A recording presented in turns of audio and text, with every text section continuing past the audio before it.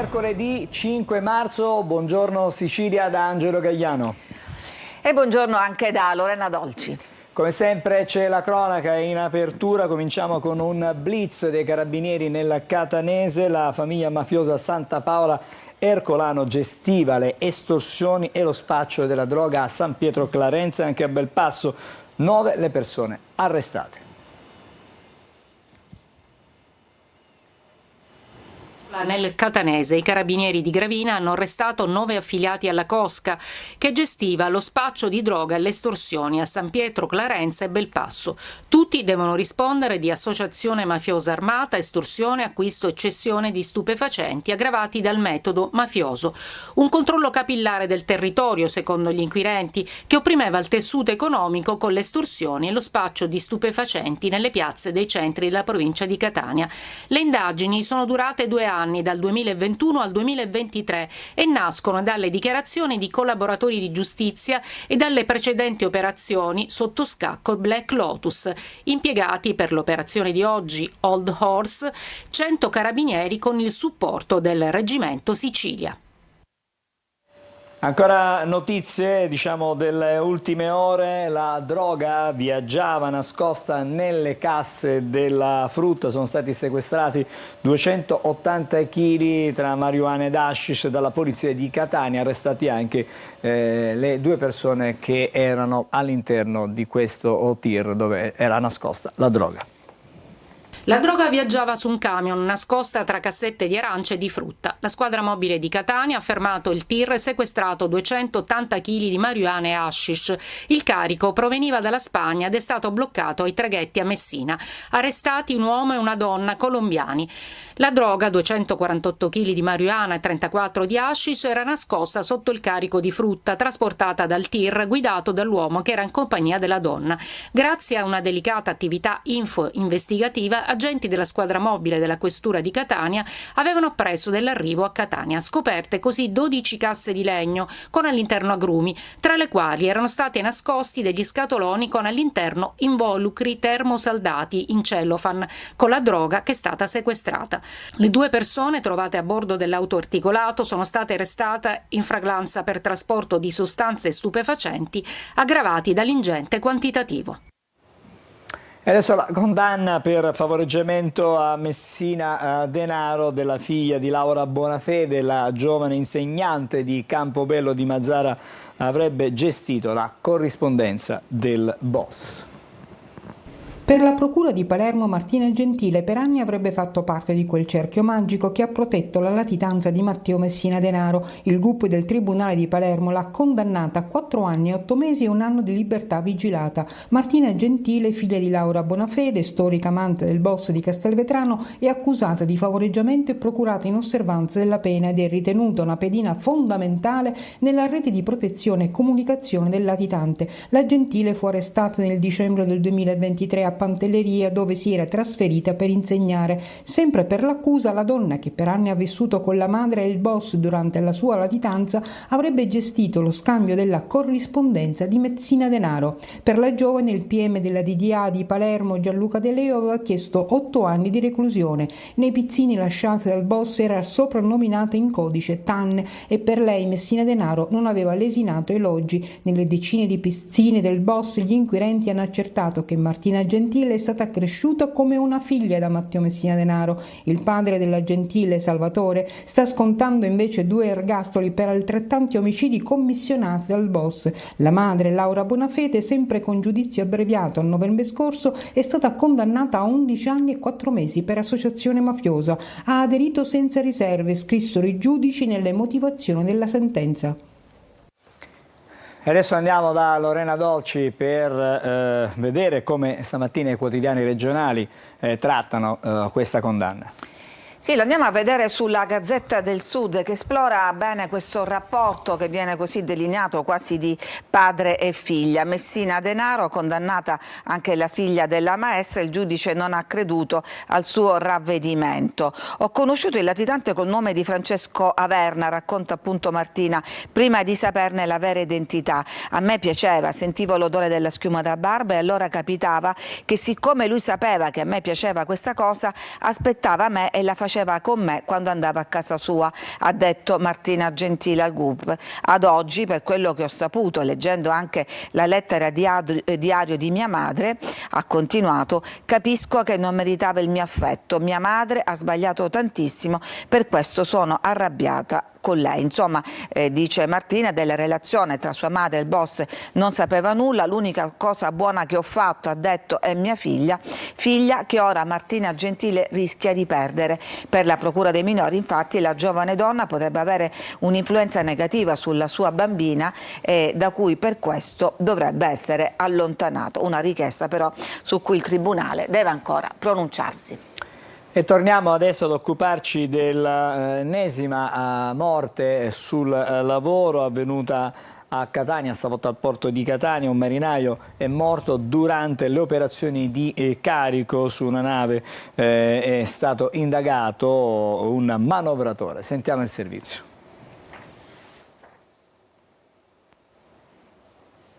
Perché non c'è l'audio?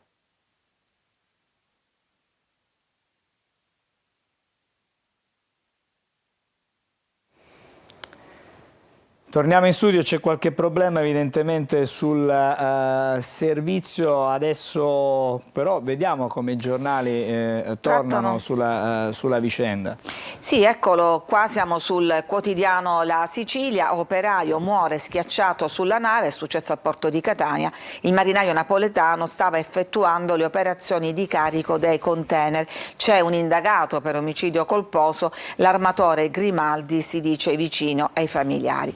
Chi era questo lavoratore? Era un napoletano, l'abbiamo detto, era di Napoli, precisamente dei quartieri spagnoli, padre di 4 figli, un lupo di mare, un marinaio esperto. Basta guardare, leggiamo nell'articolo di Laura Di Stefano, il suo profilo social per notare che il lavoro in nave lo faceva da tutta la vita. Nelle pagine social sono arrivati scatti da diversi porti italiani, Civitavecchia, Livorno, insomma ha navigato in lungo e in largo nelle coste del Mediterraneo. L'ultimo viaggio è stato purtroppo proprio a Catania. La compagnia Grimaldi ha fatto sapere attraverso una nota che è vicina alla famiglia della vittima e che i loro funzionari sono a Catania per seguire il caso da vicino, ovviamente accanto alle indagini della magistratura. Ovviamente, visto anche sulla stessa pagina, c'è la presa di posizione, l'ennesima dei sindacati che ancora una volta con una nota lanciano un appello perché questa strage infinita si fermi. Sì, esattamente, siamo convinti, scrivono i sindacati, che queste tragedie potrebbero essere evitate se solo si investisse di più nei sistemi di sicurezza, nella formazione, nei controlli, insomma in tutto ciò che ha a che fare con la sicurezza di chi opera in tutti i luoghi di lavoro. L'ennesima tragedia, l'ennesimo grido di allarme. E adesso ci occupiamo dei ritardi, della vicenda dei ritardi dei referti all'ASP di Trapani. Ieri c'è stato un lungo confronto tra il presidente della regione Schifani e i vertici proprio dell'ASP di Trapani. Alla fine, in qualche modo, la decisione che è stata presa è che per il momento, diciamo, i vertici dell'ASP restano al loro posto, ma c'è una sorta di commissariamento da parte proprio della regione, da parte del presidente Schifani. Sentiamo e vediamo il servizio. L'assessorato della salute affiancherà l'ASP di Trapani nella risoluzione delle criticità riscontrate nella consegna dei referti istologici attraverso tutta la rete del sistema sanitario regionale per consentire l'azzeramento dell'arretrato e il recupero della capacità di elaborazione secondo standard ottimali. È l'esito dell'incontro che si è tenuto ieri pomeriggio a Palazzo d'Orléans tra il presidente della regione Renato Schifani, l'assessore alla salute Daniela Faraoni con il direttore generale dell'ASP di Trapani Ferdinando Croce e il direttore sanitario Danilo Creco. L'ASP di Trapani non aveva mai informato l'assessorato regionale alla salute dei ritardi accumulati nella consegna dei referti istologici con centinaia di pazienti in attesa da mesi. Oggi l'arretrato è stato quantificato in circa 1000 casi. La totale assenza di comunicazione all'assessorato di riferimento ha irritato Schifani e l'assessore Faraoni. La riunione in alcuni frangenti è stata molto tesa, ma intanto si allunga la lista dei casi venuti fuori in provincia di Trapani. Ieri Ieri un trapanese, Salvatore Torregrosso, operaio di 47 anni, si è rivolto all'associazione Codici per denunciare un altro caso relativo ad un esame istologico eseguito al Sant'Antonio Abate. Suo figlio, racconta, da ben 7 mesi attende ancora il risultato del test a cui si è sottoposto lo scorso 6 settembre. Ha chiesto più volte spiegazioni in ospedale, ricevendo però soltanto risposte evasive. E questo è un altro dei temi che ormai da giorni vediamo e leggiamo, seguiamo noi anche nei nostri telegiornali. Giustamente, avete sentito nel servizio della collega Laura Spanò che il clima era teso in questa riunione, possiamo dire che è stato quasi un eufemismo, perché se andiamo a vedere il retroscena con Repubblica Palermo che ci racconta di questa riunione, il governatore convoca il manager al centro della bufera, si chiama Ferdinando Croce, un giovanissimo, un uomo di Ruggero razza. Il vertice è tesissimo, con momenti di grande nervosismo. L'ASP di Trapani fa filtrare in serata il governo, non aveva mai informato l'assessorato regionale alla salute dei ritardi accumulati nella consegna dei referti con centinaia di pazienti in attesa da mesi, e parliamo spesso di pazienti oncologici. Ancora adesso l'arretrato è quantificabile in circa 1000 esami. Le dimissioni di Croce per il momento non vengono chieste, ma di fatto quello di Schifani è praticamente un commissariamento. L'assessorato alla salute, l'abbiamo detto anche noi, affiancherà l'azienda sanitaria nella risoluzione di queste criticità, e la Regione mette in campo tutta la rete del sistema sanitario con l'obiettivo di azzerare l'arretrato degli istologici, ancora in attesa di essere consegnati. E qui nella foto c'è l'assessore Schifani con ormai ancora insomma la nomina è recente, assessora alla salute Daniela Faraoni. Allora, fra poco una notizia delle agenzie e poi torniamo, completiamo la rassegna stampa regionale, perché l'ultima ora è nazionale, perché è morto Bruno Pizzul, icona del giornalismo sportivo. Pizzul aveva 86 anni ed era nato a Udine l'8 marzo del 1938, è stato per anni commentatore delle partite della nazionale fino al 2002 e poi ha continuato a collaborare, a commentare le vicende calcistiche chiaramente e anche di carattere generale. Negli ultimi anni era tornato a vivere nel suo Friuli, zona con la quale non aveva mai interrotto i rapporti. Certamente è il papà dei giornalisti, uno dei papà dei giornalisti sportivi, dei telecronisti per essere precisi. Adesso, ma soprattutto voce anche storica. Certo, voce storica. Voce inconfondibile. Allora, adesso torniamo da te, così completiamo la rassegna stampa regionale. Sì, allora andiamo a vedere adesso la prima pagina del quotidiano La Sicilia. Senza giovani, un titolo alto, senza giovani, declino del Sud. L'intervista a Billari, rettore della Bocconi, costruire una società in cui sia bello restare. Poi la fotonotizia a centropagina, Portobrutto, un gioco di parole, fa riferimento appunto all'operaio morto sul lavoro a Catania, un 52enne schiacciato da una nave cargo. C'è un indagato per omicidio colposo e ricordiamo ancora l'allarme sulla sicurezza dei sindacati. E poi ancora il caso a Trapani, nel cassetto dell'ASP 1000 referti istologici, la regione all'oscuro, manager sotto tutela. È un'altra notizia che approfondiremo, uno studio Gimbe, medici di famiglia a rischio estinzione, ma in questo caso la Sicilia va meglio degli altri, controtendenza solo un meno 12% più carico di pazienti. E poi notizie di cronaca, la droga viaggiava tra ananas e arance, bloccato un camion partito dalla Spagna, e la vicenda di Martina Gentile condannata per favoreggiamento. Ma andiamo a vedere poi nel dettaglio, lo vediamo adesso, il caso di Trapani, in questo caso sulla Sicilia.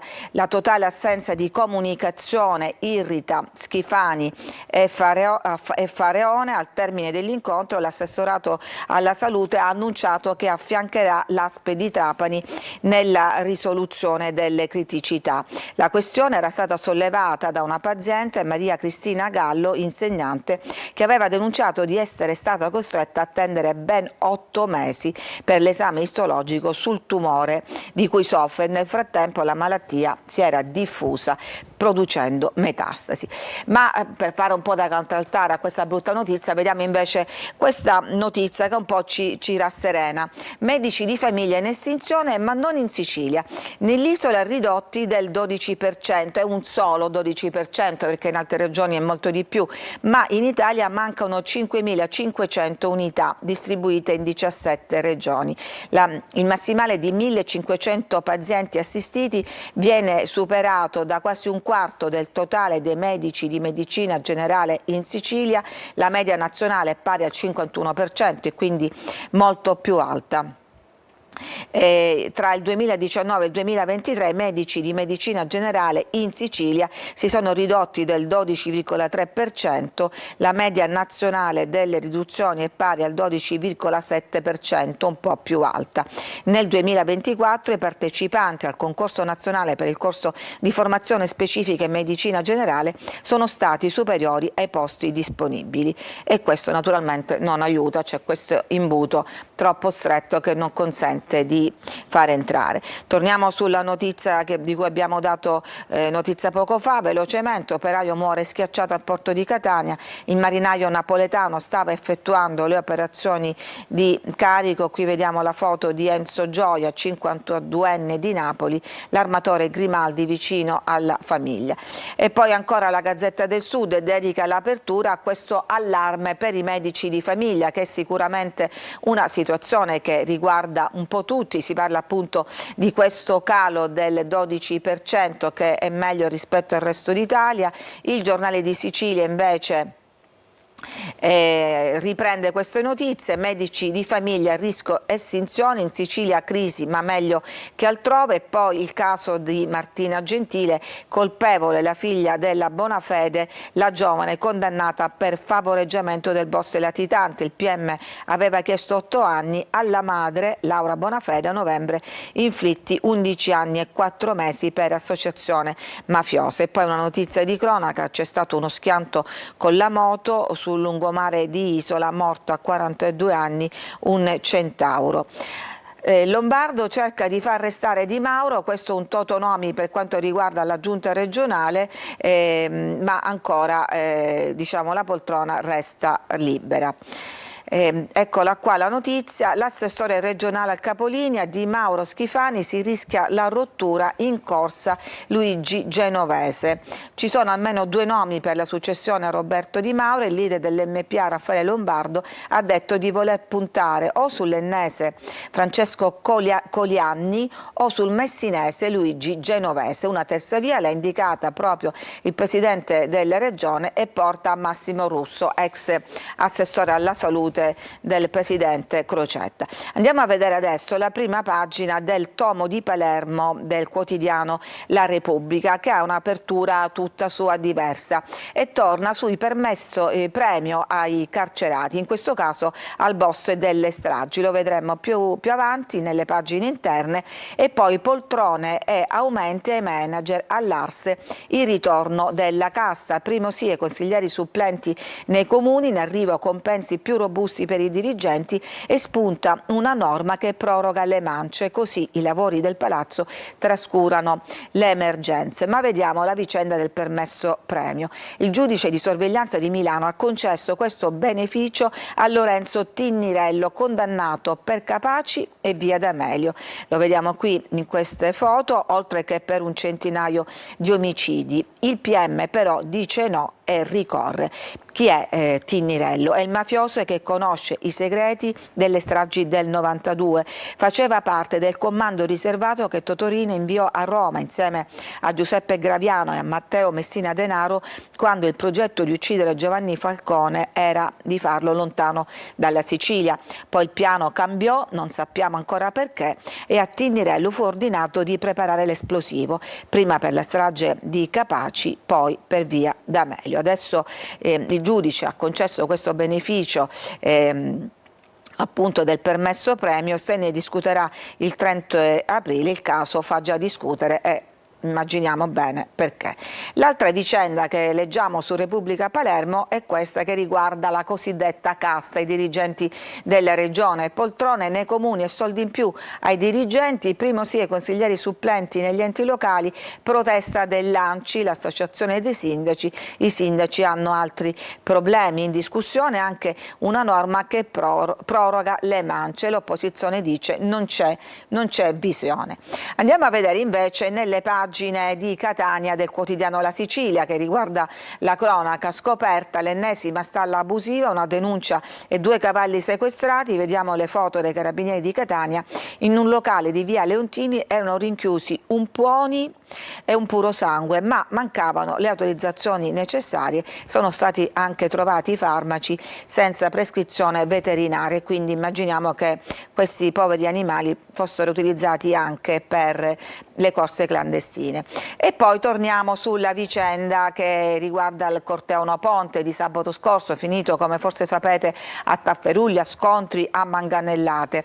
Ieri c'è stata una conferenza stampa dei gruppi che fanno capo alla Lega, che hanno firmato un documento in cui vogliono mettere dei limiti a queste manifestazioni. E cosa dicono? Nessuno vuole vietare le manifestazioni di dissenso, ma non si consenta più ai violenti di devastare la città. Chiedono anche che il Comune si costituisca parte civile nei processi a carico dei denunciati.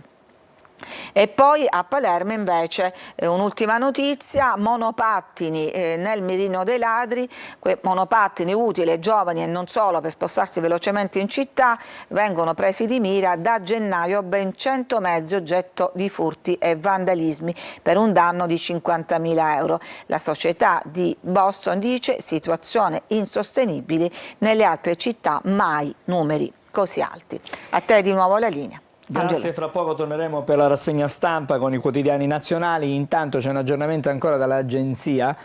Sembra destinata a restare senza colpevoli la strage di Ustica. La Procura di Roma ha chiesto alla GIP l'archiviazione dell'ultima inchiesta sul DC9 Itavia che la sera del 27 giugno del 1980 precipitò nel Mar Tirreno provocando 81 morti. Adesso la viabilità, vediamo la situazione a Catania con le nostre telecamere che ci portano intanto, vedete qui sulla circonvallazione, Tondo Gioieni, traffico sostenuto in entrambe le direzioni, qualche rallentamento, ma a quest'ora evidentemente è inevitabile, a quest'ora del mattino. Possiamo vedere anche cosa succede in via Vincenzo Giuffrida, anche qui il traffico in entrata in particolare è più sostenuto, mentre invece in uscita dalla città, in entrata mi riferisco chiaramente alle auto che vedete in discesa rispetto chiaramente alla via Vincenzo Giuffrida, che adesso sono ferme perché c'è un semaforo pedonale da rispettare, i pedoni che attraversano la strada. Ci fermiamo adesso, almeno per il momento, facciamo una breve sosta, poi riprendiamo fra pochissimo con le altre notizie.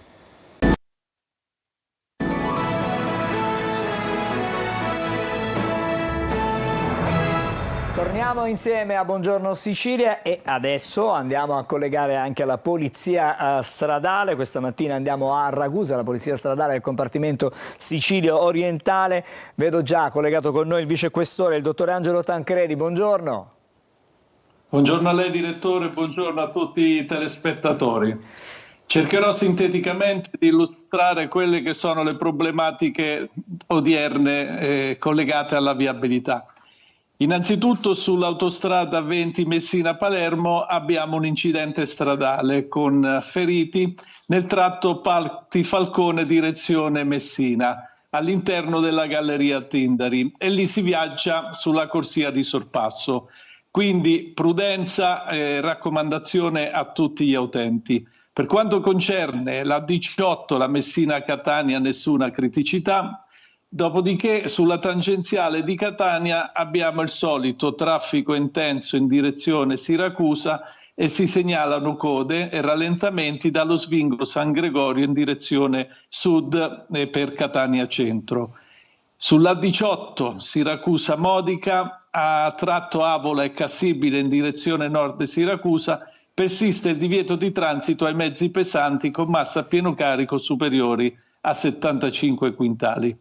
Persiste la chiusura dello svincolo di Enno in ingresso ed uscita in direzione di Palermo, e si consiglia sempre lo svincolo di Mulinello o di Taino, e la chiusura della rampa di immissione dello svincolo di Caltanissetta direzione Catania.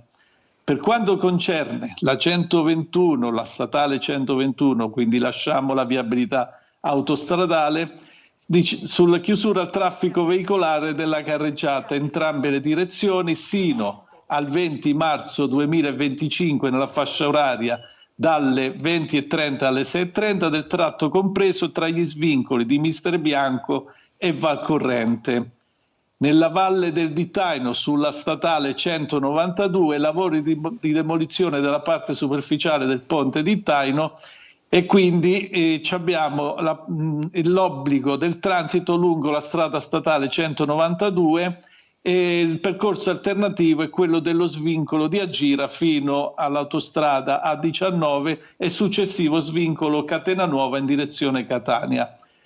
Paternò Randazzo statale 284 e le rimanenti statali 417 e 194 la Ragusana, nessuna criticità. A proposito della Ragusana vorrei solo specificare che i lavori in corso del raddoppiamento della carreggiata siamo in una fase molto delicata dove è fondamentale ridurre drasticamente la velocità, anche perché il manto è assolutamente reso viscido dalla polvere che è depositata dai cantieri in corso d'opera e dai mezzi che lavorano sulla carreggiata stradale.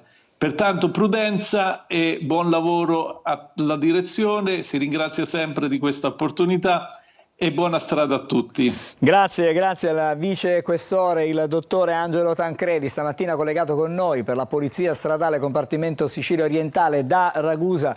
Buon lavoro chiaramente anche per le prossime ore, per i prossimi giorni. Il vostro è un servizio utilissimo per tutti noi, a proposito soprattutto della sicurezza sulle strade. Adesso torniamo, prima di andare da Lorena, perché ci sono delle agenzie, un aggiornamento, perché la polizia, la Guardia Costiera e la Guardia di Finanza di Agrigento hanno arrestato un egiziano per favoreggiamento dell'immigrazione clandestina e anche resistenza pubblico ufficiale.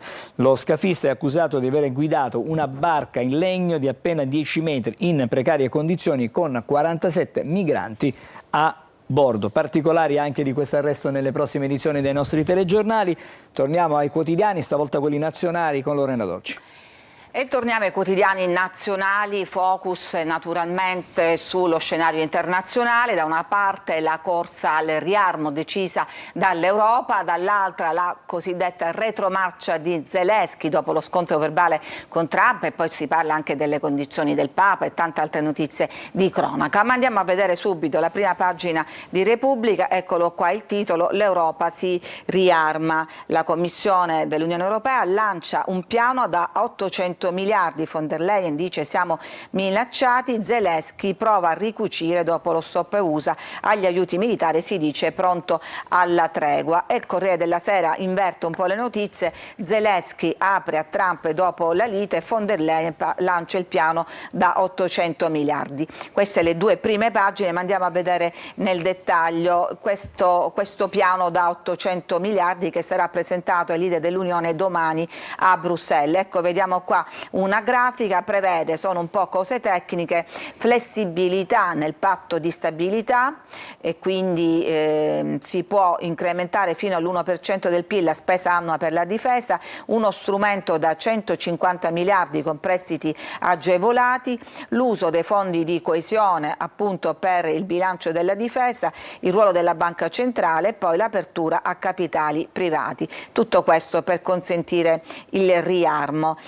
Naturalmente ci sono conseguenze anche in Italia, è una decisione che un po' sta stretta alla Meloni, e che dice la Premier convoca i vice e si sfoga contro il leghista. Così mi complichi le cose, il timore è di dover sottoscrivere nuovi prestiti o di avvantaggiare l'industria transalpina. È un piano epocale, eppure Giorgia Meloni non ha commentato la proposta per questi maxi investimenti che saranno appunto presentati domani. domani, ma anche non ha manifestato un entusiasmo che esaspererebbe ancora di più le distanze da Matteo Salvini e quindi diciamo una questione internazionale che si intreccia con quella nazionale. Intanto cosa succede in Ucraina?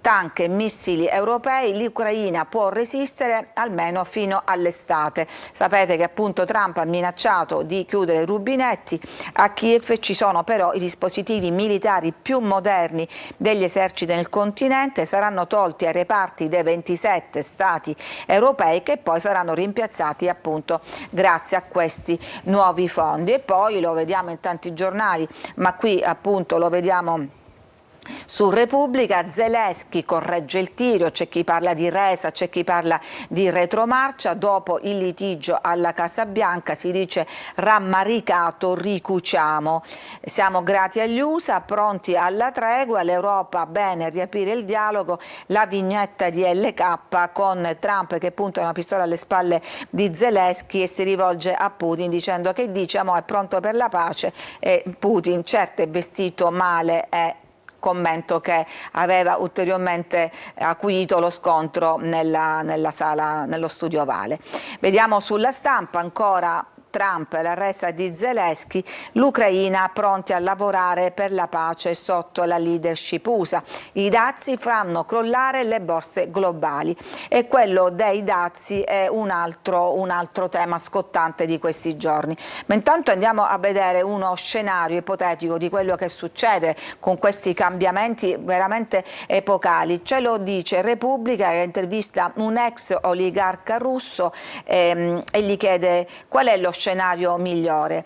Si arriva a un cessate il fuoco sulle linee attuali di occupazione, dice Khodorkovsky, ma non un vero accordo di pace. Allora inizierà una nuova guerra fredda fra la Russia e l'Europa. Difficile dire come si comporteranno gli Stati Uniti di Trump, ma ipotizziamo che questo stallo durerà 5 anni. Allora può succedere di tutto e questo, ricordiamo, è uno scenario. E poi c'è appunto quello dei dazi.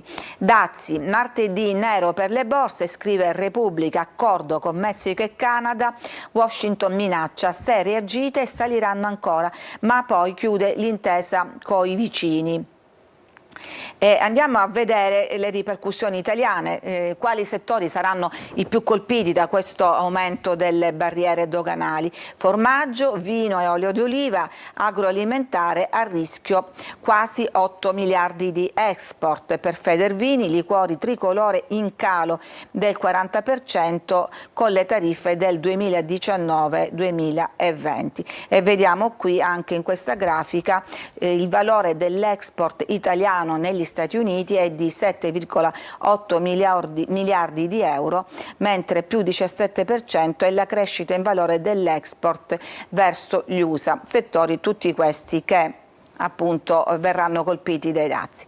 Chiudiamo questa pagina dedicata agli scenari internazionali perché c'è grande apprensione per la salute del Papa che è ricoverato ormai da tanti giorni, ben 20 giorni di ricovero. Ricordiamo il Papa ha 88 anni e al suo 12° anno di pontificato. Qui c'è uno schema dell'appartamento al Gemelli, una suite che gli è stata dedicata. Bergoglio, condizioni stabili ma serve la ventilazione meccanica. I bollettini ci aggiornano giorno dopo giorno, ma la salute si compromette, anche perché ci spiega questo esperto, quando gli antibiotici dovrebbero fare effetto il quadro si è complicato perché dopo 20 giorni di ricovero inizia una sorta di debilitazione. Il Papa dice l'ultimo bollettino è collaborante, vigile, orientato. Che significa orientato? Orientato significa che è cosciente, non è sconnesso dalla realtà, mantiene il contatto con l'ambiente che lo circonda. I resoconti insistono su questo punto, ma il fatto che passi continuamente dall'ossigenazione ad alti flussi alla ventilazione meccanica, sia pure non invasiva, cioè con casco o maschera su naso e bocca, che segno è? E l'esperto risponde che c'è stata una progressione e non è ancora possibile tornare indietro nella scala, e quindi diciamo una situazione che viene continuamente monitorata. E poi, tornando agli scenari internazionali, non scordiamo che c'è sempre uno stato di tensione a Gaza, nonostante il cessate il fuoco continua a reggere. Il piano arabo per Gaza, i palestinesi devono restare, e questa è una risposta a Trump, che come sapete voleva fare una nuova diaspora araba in Egitto. I paesi della regione presentano l'alternativa a Trump, un progetto da 53 miliardi per la ricostruzione di questo territorio ormai totalmente distrutto. E poi Repubblica ricorda Calipari, eroe italiano, chiarezza sulla morte, un vertice dei servizi segreti a cui in questi giorni è stato dedicato anche un film.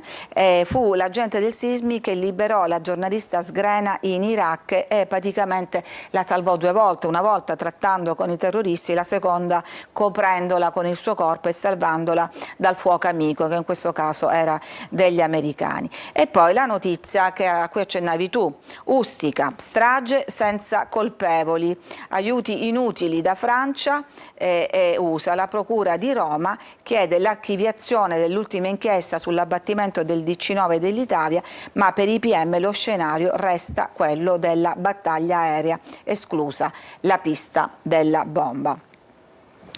Poi c'è la questione, chiudiamo, della escort e cocaina nel locale De Vip, arrestati Stefania Nobile e il suo ex, le serate alla Gintoneria di Milano che finivano con pacchetti speciali e tariffe fino a 70.000 euro. Ci fermiamo qui, a te di nuovo la linea, Angelo Gagliani.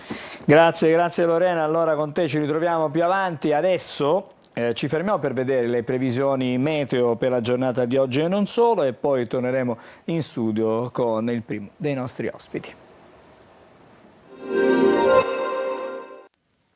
Bentrovati, un aggiornamento con le previsioni per mercoledì, con l'anticiclone a interessare tutta Italia, parte della variabilità su Sardegna e Sicilia per venti tesi da est a sud-est. Altrove una bella giornata di sole, al centro-nord massime fino a 18 gradi durante il pomeriggio. Sulla Sardegna e la Sicilia, come dicevamo, della variabilità, sulla Sicilia situazione tra sole e nuvole sparse, ma comunque poche precipitazioni.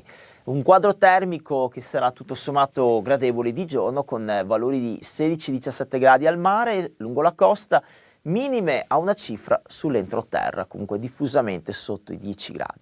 Per giovedì variabilità, possibilità di qualche piovasco in più sulla parte orientale, altrove più stabilità in un contesto di variabilità, i venti sempre tesi, anzi in ulteriore rinforzo da sud a sud-est sul mare, canale di Sicilia con mare mosso. Temperature in aumento sulla parte ovest, 20 gradi attesi a Trapani. Ulteriori dettagli e approfondimenti scaricando l'app di Trebi Meteo.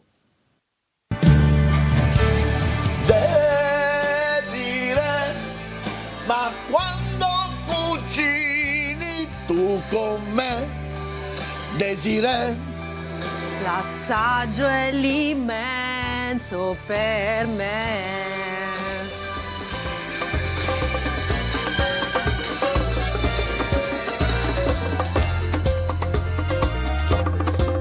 Tutti i giorni su Antenna Sicilia. Rieccoci in studio, come detto, come annunciato, il primo ospite, anzi la prima ospite della nostra mattinata. Con noi c'è Lara Torrisi, buongiorno. Buongiorno. Attivista dell'associazione Non Una di Meno. Questa associazione che conosciamo, ma per fare conoscere al nostro pubblico cosa fate e cosa possiamo dire? Allora, innanzitutto il movimento di Non Una di Meno è un movimento che non esiste solamente a Catania, ma ha proprio una caratteristica globale, perché nasce tantissimi anni fa in Sud America e poi si è diffuso a macchia d'olio praticamente in giro per il mondo, e quindi anche in Italia e poi in Sicilia e quindi qui a Catania sono nati diversi nodi, ed è un movimento appunto globale che lotta ogni giorno contro la violenza di genere e la violenza maschile sulle donne, quindi anche questa dimensione di Non Una di Meno mondiale ci restituisce proprio anche la potenza di quello che è il nostro movimento. Noi ci avviciniamo all'8 marzo, che è la giornata dedicata alla donna, si dedica un giorno all'anno alla donna, ma in realtà dovrebbero essere tutti i giorni dedicati dell'anno alle donne. Però questa giornata in particolare, visto che insomma, si celebra, è una giornata non solo di sciopero, è una giornata di riflessione, è una giornata per provare ad annullare alcune distanze che ancora esistono. Esatto, la giornata dell'8 marzo noi diciamo sempre non è innanzitutto una giornata di festa, ma è una giornata di protesta, di riflessione anche come diceva lei, e proprio quest'anno noi tra l'altro abbiamo deciso rispetto allo sciopero a livello nazionale di tirare fuori 3 parole d'ordine che sono appunto lotto, boicotto e sciopero, proprio perché la questione dei diritti delle donne, e parliamo anche di diritti non solo delle donne ma anche delle soggettività LGBTQIA+, ed è il motivo per il quale il nostro è uno sciopero che noi definiamo transfemminista, proprio perché pensiamo che tutte le questioni che riguardano la violenza e le discriminazioni non riguardano solamente le donne ma riguardano anche determinate soggettività che ogni giorno subiscono aggressioni, discriminazioni e violenze.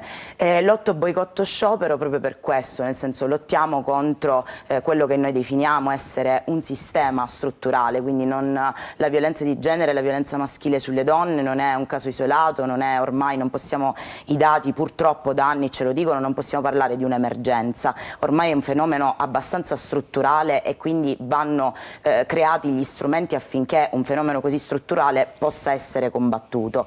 Boicotto proprio perché quello che noi diciamo, siamo contro la violenza di genere, ma in una fase storica come questa non possiamo non prendere una posizione chiara e netta contro quelle che sono le guerre nel mondo, e proprio perché la questione della violenza patriarcale per noi è strettamente connessa a tante altre lotte che ci sono nel mondo. Noi diciamo sempre nessuna donna, nessuna persona può ritenersi libera se nessun'altra lo è nel resto del mondo. E poi sciopero, quindi sciopero che noi diciamo dal lavoro produttivo, che sono le categorie classiche lavorative, ma anche dal lavoro riproduttivo, che è appunto quel lavoro che viene definito di cura, no? Noi abbiamo usato tanti anni fa questo slogan: se ci fermiamo noi si ferma il mondo. Immaginatevi se delle donne a un certo punto smettano, incrocino le braccia e smettano di fare tutta una serie di lavori di cura domestici, e si fermerebbe letteralmente il mondo, proprio perché molto spesso viene scaricato sulle loro spalle tutto il lavoro che non viene neanche riconosciuto, che è quello per esempio domestico, la cura dei figli, la cura della casa, la cura di anziani e la cura dei disabili, che viene molto spesso delegata alle donne perché naturalmente viene detto sono portate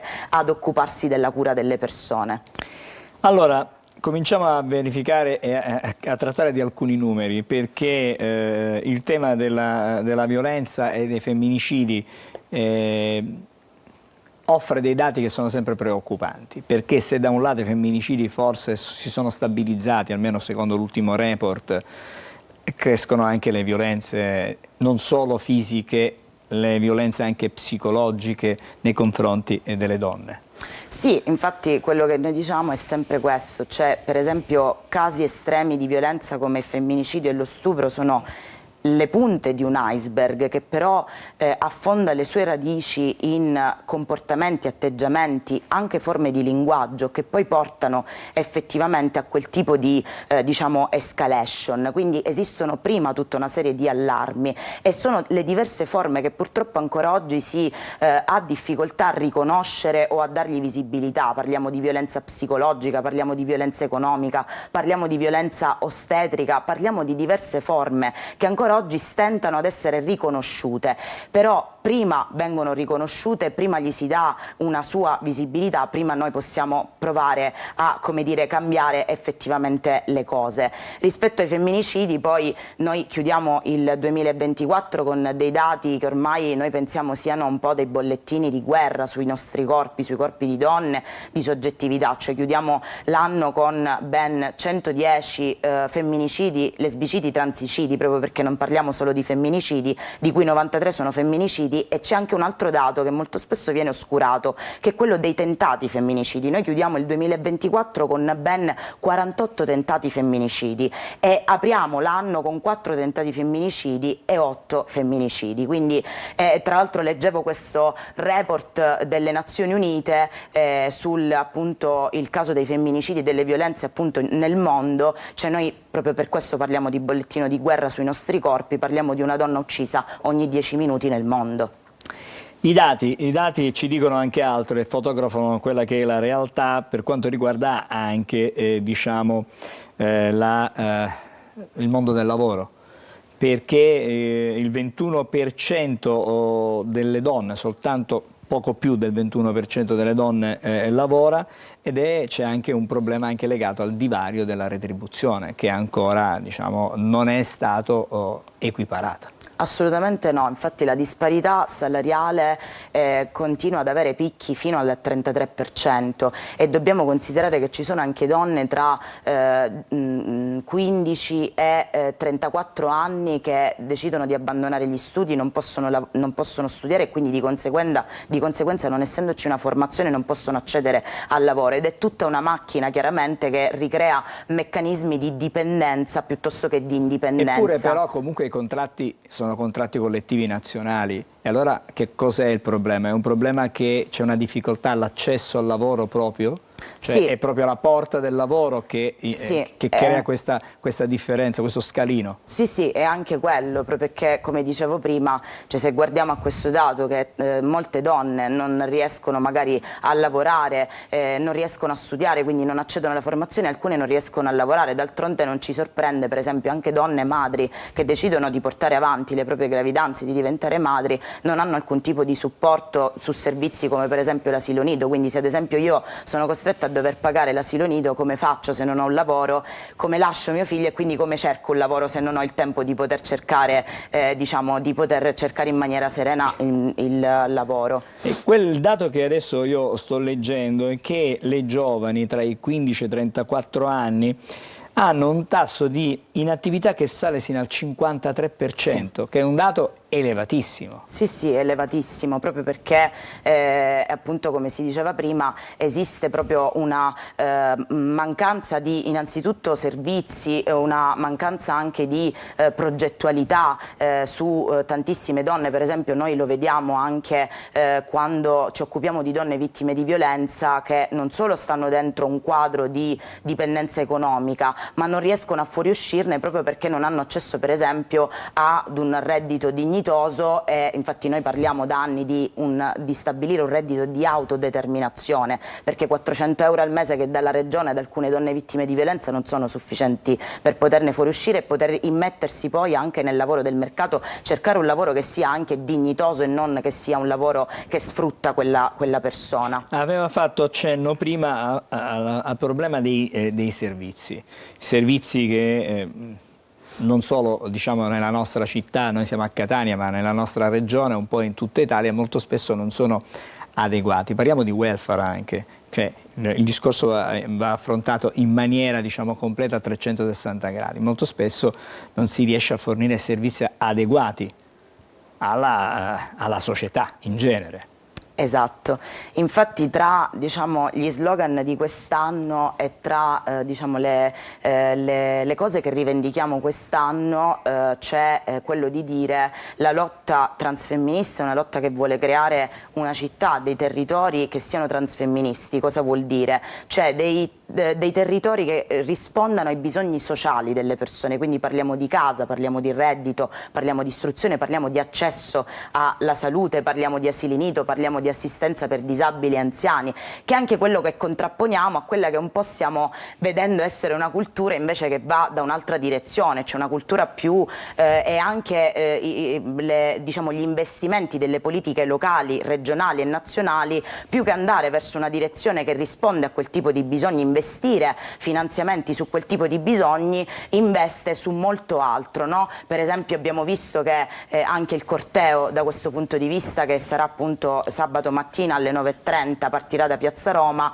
Abbiamo scelto quel tipo di percorso che appunto Corteo prende di le vie. Catania, ricordiamo, perché Sì. noi chiaramente Sì. il nostro pubblico è regionale, diciamo che a Catania sarà un corteo sabato mattina alle 9, alle in Piazza 9:30 Roma. partirà da Piazza Roma e diciamo attraverserà le vie che sono appunto via Etnea con punti conosciuti, quindi Piazza Stesicoro, fino ad arrivare a Piazza Università. E quest'anno abbiamo scelto proprio questo tipo di percorso perché in teoria da qualche mese da un mesetto a questa parte fino al 30 aprile quelle stesse vie insieme ad altre zone della città sono state istituite come zone rosse, no? Per come dire, cercare di portare, a detta della prefettura, del ministero, più sicurezza nelle città. E quello che invece noi diciamo è che la sicurezza per noi non ce la dà l'accanimento nei confronti di persone che sono considerate marginali della società, povere. La sicurezza non ce la dà investire massicciamente su sistemi di videosorveglianza, non ce la dà un dispiegamento di forze dell'ordine agghiacciante. Quello che ci dà sicurezza è innanzitutto rispondere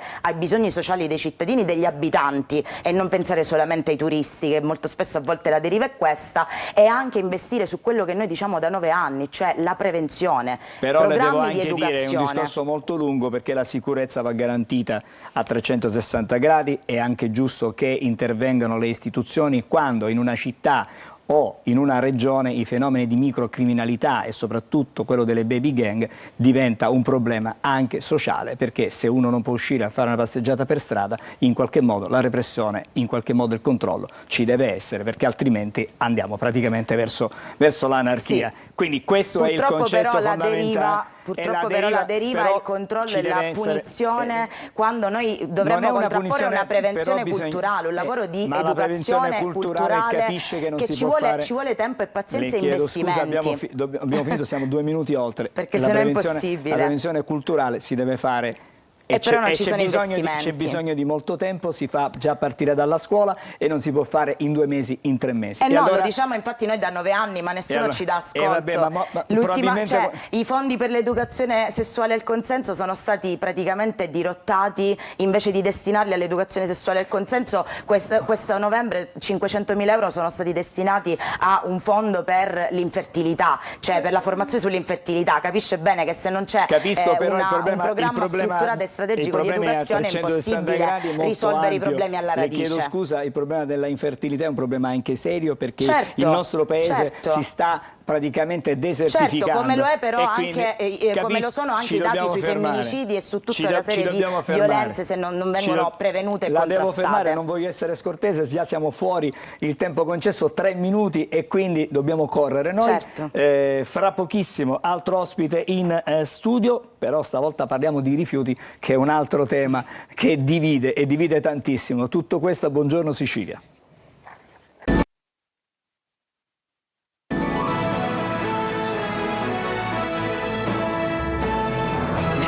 Eccoci. Allora, abbiamo annunciato il tema dei rifiuti, che è un altro tema divisivo, un altro tema complesso. La differenziata non basta se non è fatta bene. Intanto partiamo da questo principio, da questo postulato che è fondamentale per arrivare poi ad altre conclusioni. Buongiorno intanto a Manuela Leone. Buongiorno a voi. Che è l'associazione Rifiuti Zero, che sarebbe praticamente una sorta di paradiso, no? Se noi potessimo avere le nostre città senza i rifiuti, nel senso, voglio dire, non è che dobbiamo produrre rifiuti, però farli scomparire, trovare una soluzione per non ritrovarceli per strada sarebbe veramente, anche da un punto di vista, diciamo, della vivibilità, una grandissima soluzione. Purtroppo molto spesso ci accorgiamo che le nostre città, le città in generale, in ogni angolo ci sono delle microdiscariche.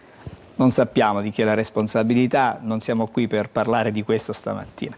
Stamattina siamo qui per cercare di capire intanto a che cosa mira il vostro ricorso al TAR. C'è un ricorso vostro contro il piano regionale che prevede la realizzazione di 2 inceneritori nella nostra regione, esattamente, uno nella zona occidentale, quindi a Palermo, un altro nella zona orientale.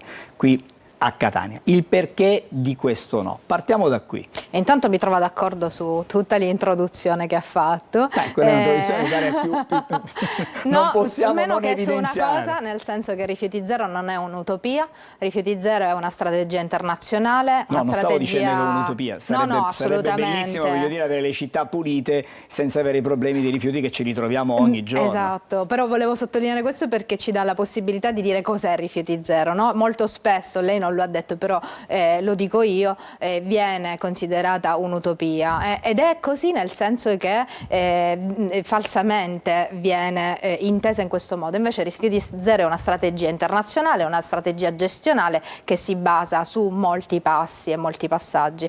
Io vorrei uscire subito fuori dalla diatriba inceneritore sì, inceneritore no, perché il nostro ricorso in realtà è un ricorso molto più ampio relativo a questo piano regionale dei rifiuti e che si riferisce proprio alla mancanza di una visione alternativa rispetto alla questione dell'incenerimento, che viene considerata ormai in uno sviluppo che va verso l'economia circolare e quindi una realizzazione orizzontale di impiantistica che possa permettere e tendere al recupero di materia, vede proprio nell'incenerimento, diciamo, un simbolo della gestione obsoleta appunto dei rifiuti. Allora, attualmente noi oggi non facciamo altro che, quando non riusciamo a metterli in discarica, spedire i nostri rifiuti da un'altra parte, dove provvedono poi a smaltirli negli inceneritori, perché noi mandiamo i nostri rifiuti per essere smaltiti da un'altra parte, perché non abbiamo strutture per poterlo fare.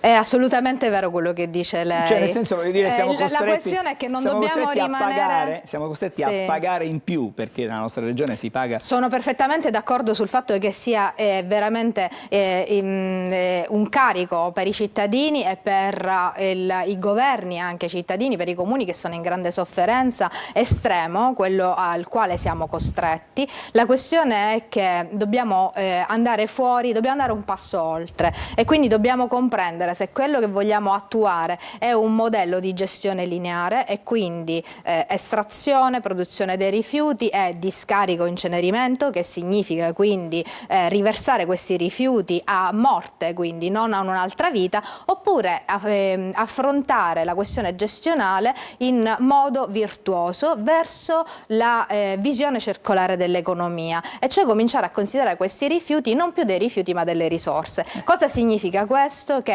anziché andare all'estero o fuori a pagare, non andiamo per, soltanto all'estero, esatto, anche in altre regioni italiane, ma per pagare diciamo, il conferimento di rifiuti, fare di questi rifiuti appunto delle risorse. Cosa significa? Significa switchare l'investimento da due soli impianti che poi di fatto andrebbero a sostituire le discariche di Bellolampo e la discarica, diciamo, incentrata appunto sulla provincia catanese, e sostituire questi centri, anziché con due inceneritori, quindi 800 milioni di euro, un investimento importantissimo, oltre il 70% dell'investimento della nuova programmazione si vuole incardinare a valle della gestione, con impianti di gestione del rifiuto organico, impianti di gestione del rifiuti che sono materiali, quindi plastiche, vetro, carta e cartone, rifiuti da... Questo lo facciamo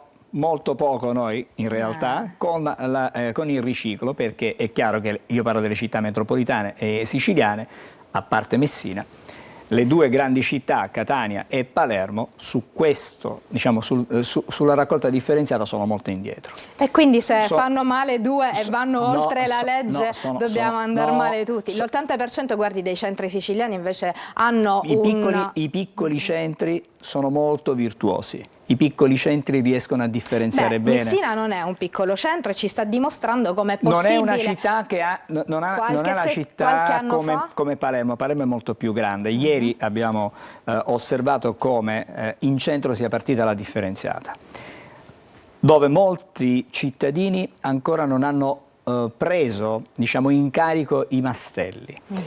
C'è un problema culturale. Questo è quello che bisogna anche vincere. La cultura si crea se io ti e si fa una campagna di comunicazione prima ma di io devo ritirare però il mio mastello, devo andare a ritirare. Guardi, il problema dobbiamo essere molto concreti e poi magari cerchiamo di andare oltre. Il problema è molto semplice, perché Se io non ritiro il mastello è perché probabilmente io non pago la tassa sulla spazzatura, ritirando il mastello mi autodenuncio e quindi sono tracciato.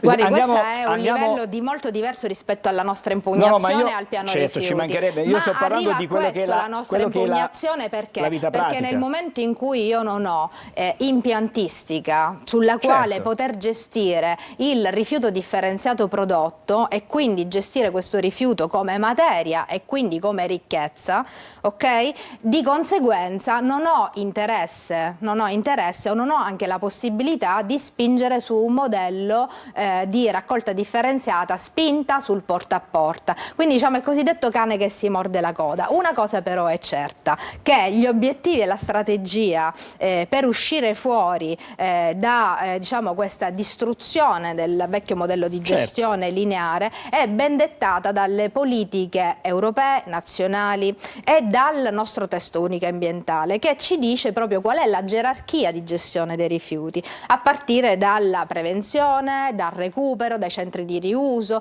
dal riciclaggio, dal compostaggio. Pensate che l'organico è il 40% del rifiuto prodotto, il 40% e il 50% del costo, è importante. Quindi se noi, qual è il problema grande di questo piano? Che se noi mettiamo a testa sotto tutto il resto, tutta questa diciamo strategia di priorità, questa piramide, si inverte ovviamente non solo la priorità ma si inverte anche l'obiettivo. L'obiettivo non sarà più quello di recuperare risorse, di rendere orizzontale il sistema e di creare un'impiantistica che non sia più nelle mani di poche imprese che fanno il bello e il cattivo tempo. Allora forse quello è il vero problema. È probabile. E allora quello è il problema, cioè è uno dei problemi, scardinare il sistema. È scardinare il sistema. Guardi, abbiamo un minuto, forse di meno, il tempo è volato. Davvero? No, quello che le voglio chiedere io a questo punto è... il vostro è un invito anche ai cittadini, alle associazioni, alle amministrazioni locali per questa battaglia. Sì, lo è. Che è una battaglia certamente di civiltà, che è una battaglia per il futuro.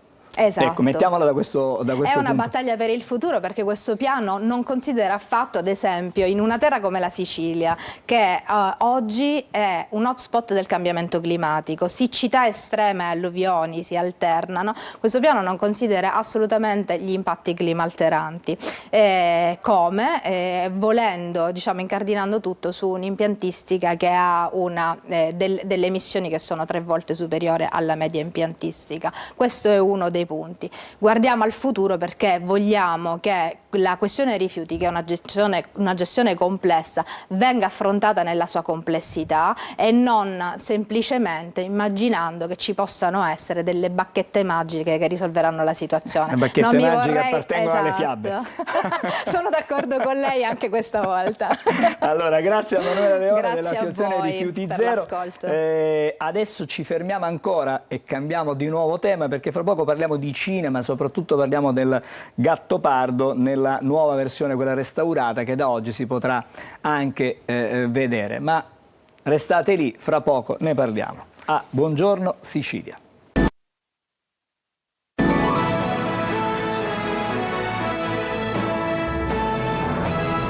Eccoci, siamo insieme stamattina a Sergio D'Arrigo, buongiorno. Buongiorno, buongiorno a voi. Storico del cinema Etna Film, ma soprattutto stamattina, diciamo, parte viva, attiva del Gattopardo che da oggi sarà possibile vedere anche su Netflix. Lo diciamo, è una nuova, diciamo, visione, una nuova lettura anche di un certo periodo storico per tanti aspetti e per tanti versi. Tanto ci racconti questa esperienza com'è stata, perché ti vediamo nei panni chiaramente di Giuseppe Tommasi di Lampedusa? Giuseppe Tommasi di Lampedusa fu in realtà l'autore del Gattopardo, ma in realtà è un lapsus freudiano, no, ma un lapsus freudiano, perché in realtà lui parla in realtà di un suo antenato, no? Di un suo antenato, quindi quasi personificandolo. Che era Don Fabrizio Corbera. Esattamente, questo antenato mitologico che lui ricordava con tanta nostalgia e che poi ha portato appunto su questo magnifico testo, il Gattopardo. Che viene interpretato però da un altro attore che è Kim Ross Stewart, sì, giusto? Sì. Del quale tu prima mi spiegavi mentre eravamo fuori, dire tu sei una sorta di double, che non è la controfigura. Sì, perché in realtà nel cinema esistono diverse controfigure, immaginiamo la controfigura in ruoli pericolosi, no? Immaginiamo Tom Cruise ha fatto tutta una serie di film, Mission Impossible, quindi serve qualcuno che sappia fare certe cose, voli in motocicletta o quant'altro. Poi esiste un altro tipo di controfigura necessaria, diciamo, nel piano di produzione di un film, quando il film è molto lungo, come in questo caso, perché questa è stata veramente, insomma, è stata una produzione lunga. Insomma, stiamo vedendo qualche scatto. Noi, sì, le scene sono durate appunto, insomma, le quanto riprese. Tempo? Quanto tempo è durato? Beh, in Sicilia 3 mesi, poi c'è stata una coda anche fuori dalla Sicilia, a Roma. Quindi in realtà quando queste riprese sono così lunghe non è sempre necessario che sia l'attore presente davanti alla telecamera. Quando non dialoga in situazioni in cui c'è una certa distanza è possibile, diciamo, una figura che gli somigli moltissimo, poi il trucco rende praticamente uguali e quindi, insomma, lo sostituisce nelle scene e in realtà il film si accorcia molto così. Un capolavoro del 63, quello sì, di Visconti, che adesso viene rivisitato e adattato ai nostri giorni da tanti punti di vista, sì, e da un punto di vista tecnologico sicuramente, certo. ma anche da un punto di vista della chiave di lettura del periodo e anche della riqualificazione. Diciamo questo, il Gattopardo parla di sentimenti universali, di sentimenti, come dire, sempre diciamo validi. Qui il tema è stato anche quello, da un punto di vista cinematografico, di trovare un linguaggio più adeguato ai tempi, perché Luchino Visconti naturalmente ne è tradotto anche in questa serie in maniera diversa. Cosa mi ha lasciato? Un ricordo meraviglioso questo film, intanto perché certamente noi immaginiamo che questa serie andrà in tutto il mondo, in Mondovisione, quindi voi potete immaginare quello che rappresenterà questo per la Sicilia, no? Queste sono cose molto importanti perché poi hanno un ritorno sull'immagine, sull'economia. E certamente quello che mi ha lasciato è un ricordo meraviglioso. Io credo di avere vissuto un mondo fantastico che poi è quello proprio della nostra Sicilia, della nostra storia. Allora, io ho una sorpresa per te, per i telespettatori. C'è un contributo, lo vediamo insieme. Bene. Dobbiamo parlare del Gattopardo, proprio in pochi minuti lo si può parlare, perché ci siamo tanto divertiti. Era il 1962 e ci siamo divertiti anche con i capricci di Luchino Visconti. E siamo stati, guardate, un mese a Cimina, dove c'è il museo del Gattopardo, dove ci sono delle belle mie fotografie e altre cose. Io sono stato scelto per fare il segretario comunale. E c'era Umberto Lancaster, Paolo Stoppa, Valerio, c'era un grande attore e siamo stati trascinati, dovete sapere, tutti a Palermo da Ciccino Sineri e Giovanni Romeo. Dice andate perché stanno cercando e siamo partiti tutti. Mi ricordo che alla stazione di Catania siamo partiti con la Littorina, va bene, che ci stava non so quando ora, ci siamo imbarcati per andare a Palermo. Palermo era la base. E vi dovete immaginare che da Palermo partivano 12 pullman di comparse, perché allora non c'erano i computer, c'erano tutti personaggi, vabbè. E poi partiva un pulmino che era quello nostro per, diciamo, gli attori più che non dovevano fare tanto, ecco, in tutto il film. E che cosa vi posso dire? Io mi sono divertito. Vi dovete immaginare che quello che ha speso la casa di produzione e io con i soldi che ho guadagnato a Cimina con il Gattopardo, allora ho comprato il brillante di fidanzamento, l'anello di brillante di fidanzamento per mia moglie. Non vi posso dire altro. Ci siamo divertiti. Grande il Gattopardo e Luchino Visconti, ma era pazzo. Grande Tuccio Musumeci.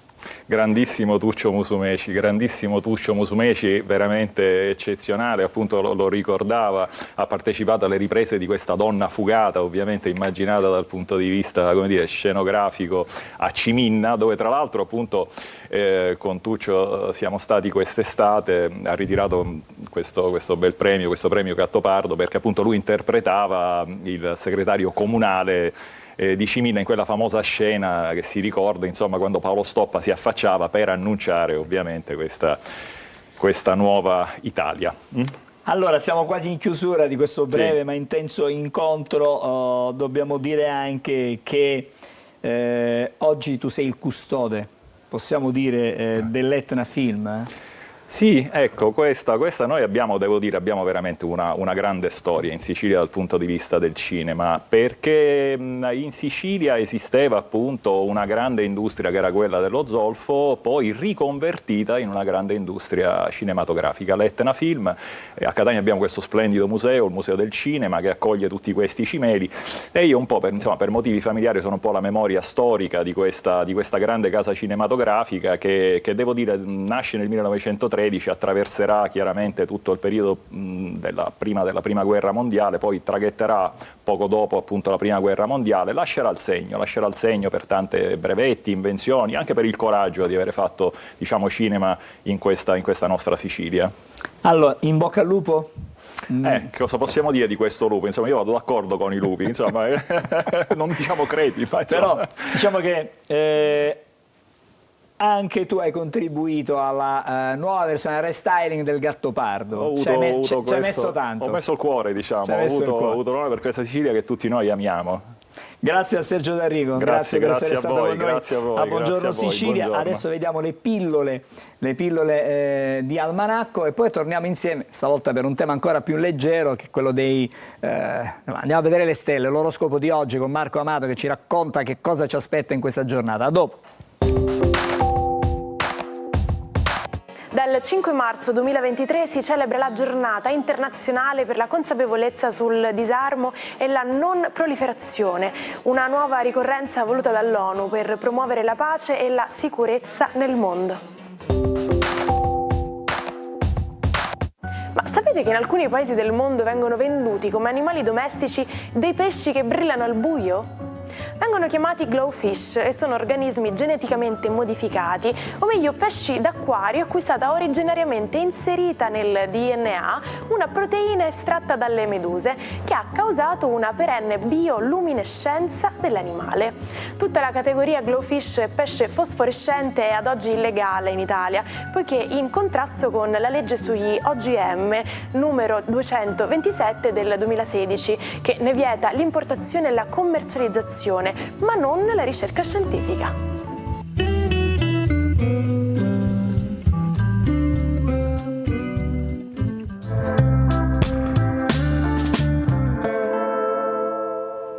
Allora, anche oggi le stelle ci diranno qualcosa del Gattopardo. Buongiorno al nostro Marco Amato, buongiorno.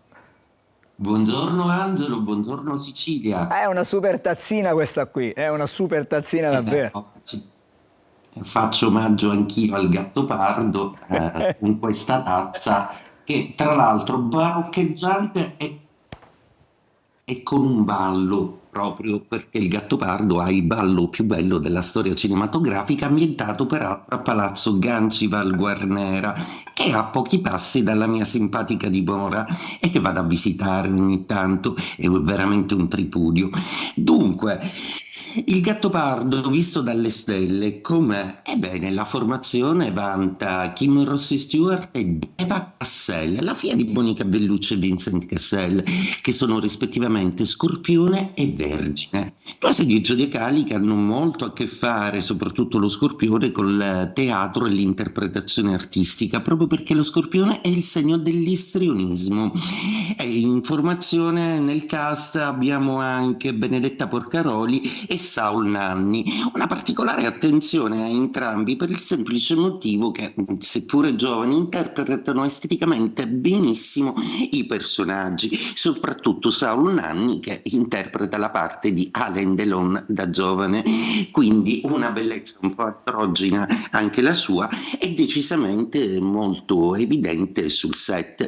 Dunque, oggi su Netflix esplode la Gattopardomania. Ebbene, sotto il segno zodiacale dei pesci, peraltro, quindi assolutamente empatico, ma i valori acquario del cast e quelli Scorpione porteranno il prodotto a essere assolutamente seguitissimo ed eccezionale, quindi sarà un successo strepitoso, e un successo strepitoso soprattutto per la nostra Sicilia, che è del segno della Vergine, peraltro.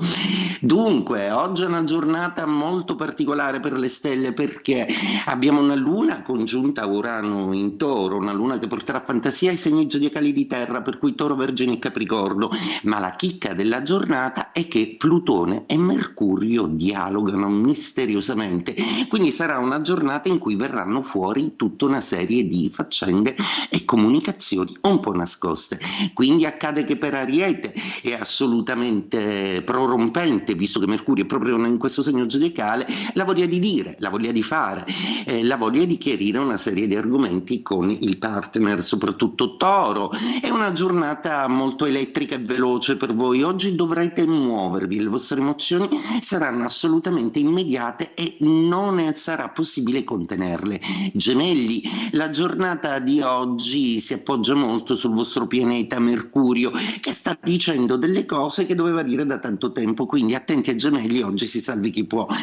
Cancro, giornata decisamente elettrica per voi oggi, visto che la Luna si congiunge a Urano, quindi voglia di cambiamento e anche di qualche colpo di testa importante.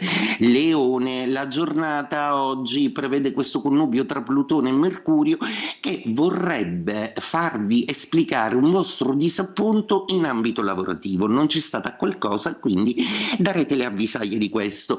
Vergine, una giornata che vede Mercurio finalmente spiegarvi i motivi reconditi per cui alcune cose non vanno, quindi ascoltate i fatti. Bilancia, una giornata che vede Mercurio in opposizione, per cui oggi i responsi, seppure non saranno molto graditi o gradevoli, saranno comunque utili per capire dov'è l'errore e come rimediare. Scorpione, per voi la giornata oggi è molto importante, Plutone è uno dei vostri pianeti, per cui oggi si chiariscono molte cose in termini familiari, patrimoniali e lavorativi, molte discussioni in famiglia chiarificatrici. Sagittario, giornata oggi che vede un Mercurio molto veloce, molto baldanzoso, che finalmente vi toglie dei dubbi e che vi chiarisce che in amore va tutto bene nonostante le vostre ansie. Capricorno, una giornata che vede questi due pianeti tenere banco, la Luna saprà farvi prendere la decisione più immediata per ricapitanare un po' tutto. Acquario, i due pianeti sono compatibilissimi e Plutone è nel vostro segno zodiacale, quindi forza Acquario, stupite tutti con la vostra creatività a volte un po' sferzante. Pesci, il segno dello spirito di sacrificio che ha sempre molta pazienza ed riesce ad ammansire pure le belve più feroci. E oggi in questo giorno speciale auguro buon compleanno al nostro pesci preferito. Buon compleanno Angelo Gaiano. Grazie, troppo buono Marco. A domani, una buona giornata a te. A domani. Adesso a te Lorena. E allora sei stato scoperto, caro Angelo, auguri anche da tutti noi naturalmente. Io mi ricollego per la nostra rassegna stampa a questo ormai evento culto, quello del Gattopardo, per andare a trovare alcune chicche nella Repubblica Palermo. Per esempio, sapevate che sono state utilizzate ben 5.000 comparse, 6.000 costumi, 700 kg di sabbia e 700 metri cubi di terra per ricoprire la strada tra Ortigia e Palermo. Ma poi le location a Palazzo Biscari a Catania, la cinepresa si è accesa sul ballo, è il primo organizzato dai garibaldini sbarcati in Sicilia. Parla Bianca Moncada Paternò Castello, proprietaria del Palazzo Biscari, che dice però facciamocene una ragione, il valzer finale diventato leggenda con Claudio Cardinale lo vedremo all'Hotel Plaza di Roma, ma consoliamoci con la scena clou della battaglia alla Cattedrale Quattro Canti tra Garibaldini e Borboni,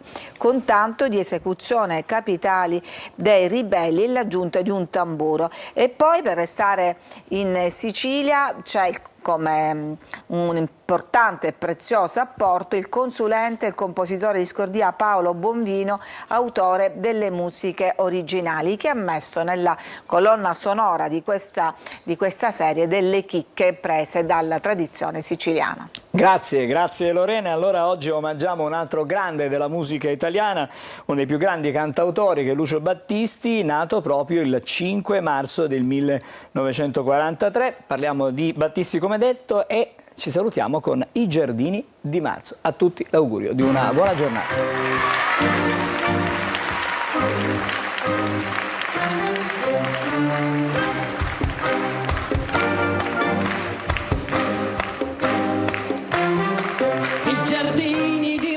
Si vestono di nuovi colori,